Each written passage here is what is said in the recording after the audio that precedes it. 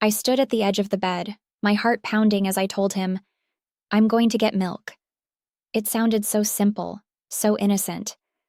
But deep down, I knew it was a lie, and I wasn't sure if I'd ever be the same again after I walked out that door. It was our honeymoon, the start of what should have been the most beautiful chapter of our lives. The hotel room was luxurious, the kind of place I'd dreamed of visiting. My husband, Jake, was sprawled on the bed, flipping through TV channels, blissfully unaware of the storm brewing inside me. "Milk?" he asked, barely glancing up. "Yeah," I said, forcing a smile. "I just need a little for my coffee tomorrow morning. I'll be back soon." He nodded, distracted, and I slipped out before he could ask more questions. The hallway felt cold and sterile, the sound of my heels echoing as I made my way to the elevator. My mind raced, torn between the guilt gnawing at my conscience and the pull of something I couldn't resist. When the elevator doors closed behind me, I took a deep breath, staring at my reflection in the polished metal. Was this really who I was now? A woman who'd walk out on her husband during their honeymoon for, what? A thrill? A fantasy? The truth was, I'd been restless even before the wedding. Jake was everything I'd ever wanted. Kind, dependable, safe. But somewhere along the way, I'd started to feel trapped, like I was living someone else's dream. And then there was him. I'd met Eric at the resort's bar the day we arrived. He was magnetic, with a quiet confidence that drew people in. He'd struck up a casual conversation, asking about the resort, the view, the food. It was harmless at first, but the way he looked at me, it was as if he saw through every layer I'd carefully constructed. When Jake had gone to bed early that night, exhausted from travel, I'd found myself wandering back to the bar. Eric was there, nursing a whiskey, and when he saw me, his smile sent a jolt of electricity through me. "Couldn't sleep?" he'd asked. "Something like that," I'd replied, sliding onto the stool next to him. We'd talked for hours, about everything and nothing. His life, his travels, his philosophy on living with no regrets.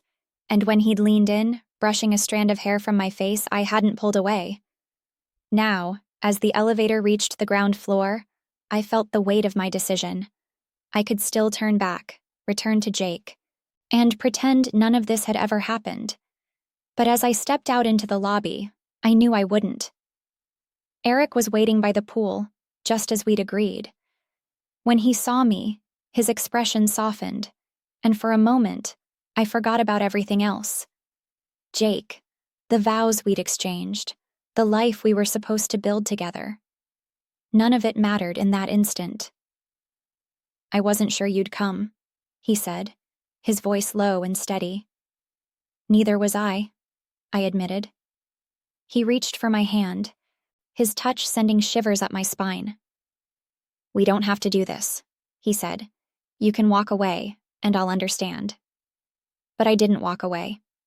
Instead, I let him lead me to a secluded corner of the resort, away from the prying eyes of other guests. The air was thick with tension, every word, every glance charged with unspoken desire. When he kissed me, it was like nothing I'd ever experienced. It wasn't just passion, it was an awakening. For the first time in years, I felt truly alive. And yet, beneath the exhilaration there was a gnawing sense of dread, a voice in the back of my mind screaming that this was wrong. Hours later, as I slipped back into the hotel room, Jake was still asleep. I stood in the doorway, watching him, my chest tight with guilt. He looked so peaceful, so trusting.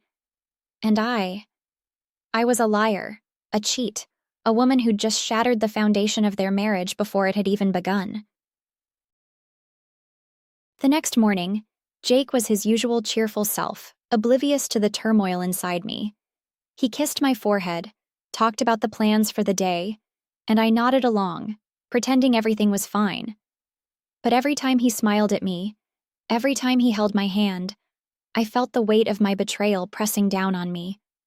Eric and I crossed paths a few more times during the trip, each encounter more charged than the last. We'd stolen moments, fleeting and intense, knowing they couldn't last. And when it was time to leave, I felt a strange mix of relief and sadness. Relief that I could finally put this behind me, and sadness because part of me didn't want to. Back home, life returned to normal, or at least that's what I told myself. Jake was none the wiser, and I threw myself into our new life together, trying to be the wife he deserved. But the memory of Eric lingered, like a shadow I couldn't shake.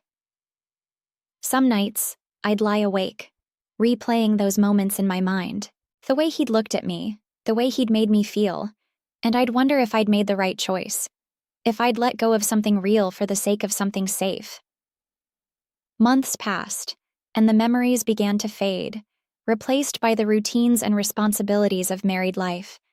But every now and then, I'd catch myself staring out the window, lost in thought, and I'd remember the way it felt to be seen, to be wanted, to be free.